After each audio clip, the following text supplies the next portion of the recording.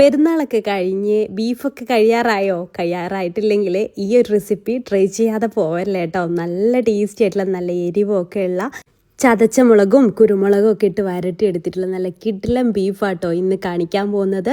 നല്ല ടേസ്റ്റ് ഉണ്ട്. ഇതെങ്ങനെയാണ് ചെയ്തെടുക്കുന്നതെന്ന് കണ്ടു വയ്ക്കാലോ. ഞാനിവിടെ ഇതിന് വേണ്ടിയിട്ട് 3/4 കിലോ ബീഫ് എടുത്തിട്ടുണ്ട്. ബീഫ് നന്നായിട്ട് വാഷ് ചെയ്ത് കൊണ്ടുവന്നിട്ട് വെള്ളമൊക്കെ ഡ്രെയിൻ ചെയ്തെടുത്തിട്ടുണ്ട്. അതിലേക്ക് 2 ടേബിൾ സ്പൂൺ ഇഞ്ചി വെളുത്തുള്ളി ചതച്ചതും, 1/2 കപ്പ് ചെറിയുള്ളി അരിഞ്ഞതും, കുറച്ച് കറിവേപ്പില, 1.5 ടേബിൾ സ്പൂണ് മുളക് പൊടി, 1/2 ടീസ്പൂൺ മഞ്ഞൾപ്പൊടി, 1/4 ടീസ്പൂൺ വീതം ഗരം മസാല, വലിയ ജീരകം, ആവശ്യത്തിന് ഉപ്പും ചേർത്ത് നന്നായിട്ടൊന്ന് കുഴച്ചെടുക്കുക. ഞാൻ കുക്കറിലാണ് വേവിച്ചെടുക്കുന്നത്. കുക്കറിലേക്ക് ഇട്ട് കൊടുത്തിട്ടുണ്ട്. കുറച്ച് വെള്ളം ഒന്നാക്കി കൊടുക്കുന്നുണ്ട് കേട്ടോ. വെള്ളം നന്നായിട്ട് ഇറങ്ങി വരും. വെള്ളം ഇറങ്ങി വരുന്നുണ്ടെന്നുണ്ടെങ്കിൽ അത് വറ്റിച്ചെടുക്കണം കേട്ടോ.